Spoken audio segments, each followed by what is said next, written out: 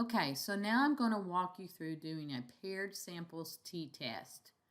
And what we're going to assume is that because there was we didn't find any true knowledge difference between the boys and the girls in bullying awareness, we went ahead and just did an intervention that's going to be the same for both of them. So we gave them a pretest about bullying, and then we gave them some books to read and some coloring books to do to erase their awareness about the outcomes of bullying. And then we gave them the post-test.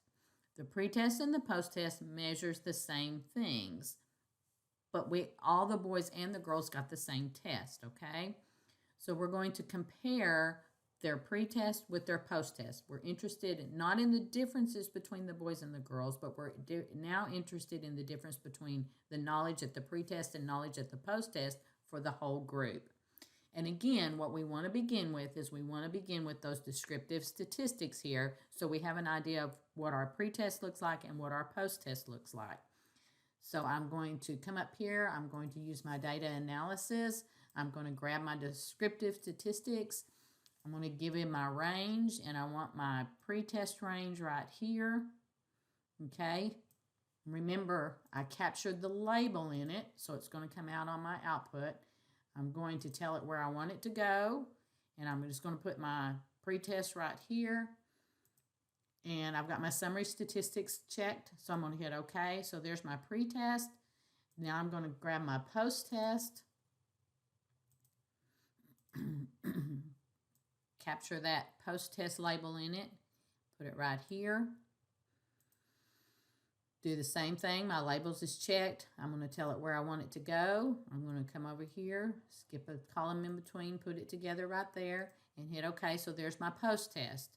Now again, I want to go back and I want to convert these to the 2 decimals so that they make a little bit more sense. Do the same thing right here. Whoops, don't want currency, want the number. Okay. So I have a mean at the pretest of 6.32. I have a mean at the post-test. So their mean knowledge level increased after they did their intervention. Got a standard deviation right there. Standard deviation is about the same. So I don't have a big variance in my range here. Okay. And I had 25 at the pretest, 25 at the post-test. If you're doing a pre-test, post-test, if you're doing a paired samples t-test, in this one you do have to have the equivalent number. So you have to have the 25 who did the pre-test and the 25 who did the post-test in order for this to have meaning. So now let me see what I can come up with here. I'm going to capture my data. I'm going to go to my data analysis. I'm going to scroll down to where my t-tests are, and I'm going to select t-test paired 2 samples for the means. Again, I'm interested in the difference between the pretest and the post-test on all the children, boys and girls. So my focus changed from differences in the groups to differences on the measurement. So I'm going to capture that, and I'm going to go back here. I'm going to capture my variable range, and I'm going to include that pretest label in it. I'm going to capture my variable range. I'm going to include that post-test label in it, so then it comes out on my printout and I know that I have it. And then I'm going to capture my output range. And again, I need to make sure I have range for it to be, so I'm going to capture it right there. And then I'm going to hit OK. So now I have a t-test paired samples right here. Here's my pretest, here's my post-test. Let me just go ahead and convert these to the number with just the 2 decimals. Okay, so my mean, I have a difference in the mean there.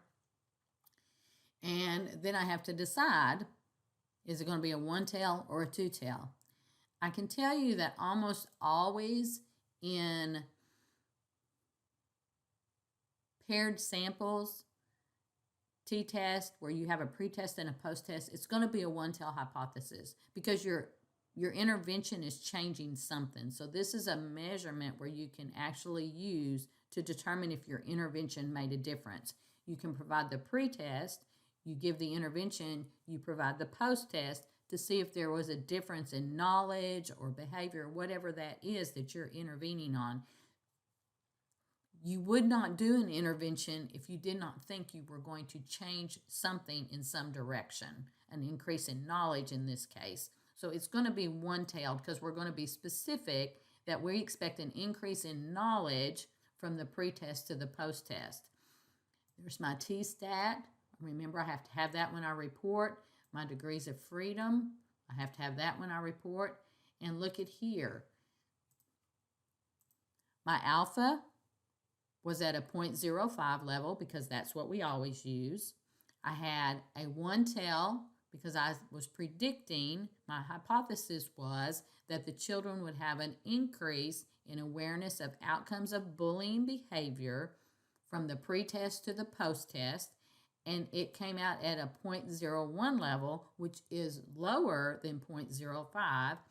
So what this tells me is that my intervention made a difference in the increase of the pre-test to the post-test. So I had a positive effect with the intervention in this group of children. So I'm going to hop back over here to my other one so I don't have to write all this. And I'm going to just copy this and paste this over here so you'll be able to see it. So basically, prior to initiating the study, I or you decided that if you're proposing one-tail hypothesis or a two-tail, because it's a pre-test, post-test, we're expecting to change something in a specific direction. So this way, I'm actually expecting an increase in knowledge of, this says coping skills, but this can be an increase in knowledge related to bullying behavior, coping skills for bullying behavior, whatever that is, but it's an increase in knowledge, and it's going to be a 0.05 alpha level that I'm looking for. When I write the results based on the above findings, this is what I'm going to write.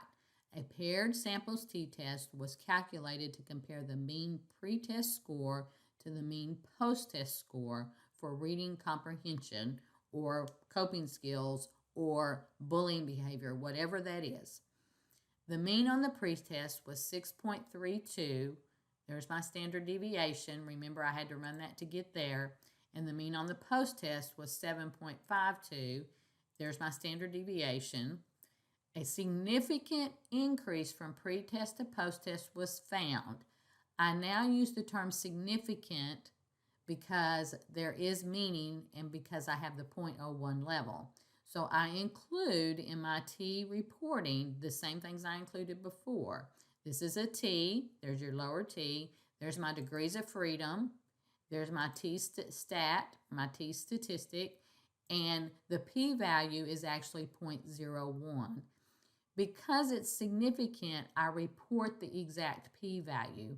If you remember in our previous example, we just said the p-value was over 0.05. You don't report the p-value if it's not significant. You just say it's over 0.05, but you do report exactly what it is if it is significant. So this is an example of how to report that. This basically is all you do when you run a paired samples t-test. Remember, this is almost always done on a pre-test, post-test in terms of what we do in social work. So the paired samples t-test is just almost always associated with pre-test, post-test, 99.9% of the time. And so that's all you do is you just run up here, you enter your numbers, your pre-test, your post-test, you enter your data, you run up here to your data, you capture your data analysis, you capture the t-test for the paired samples of the two means, you input your variable range 1, which is your pre-test, your variable range 2, which is your post-test, and then you calculate it. And then it comes out, and then you make sense of what this is right here, and you write your results like that. Pretty simple, pretty straightforward. This week, you're going to have data that you're going to actually do, and you're going to do an independent samples t-test and a paired samples t-test with the data that we're using in our client caseload. So these will be posted. You'll be able to look at these. You'll be able to go back and look at these and follow this information in running the calculations you need for your homework. So that's the paired samples t-test.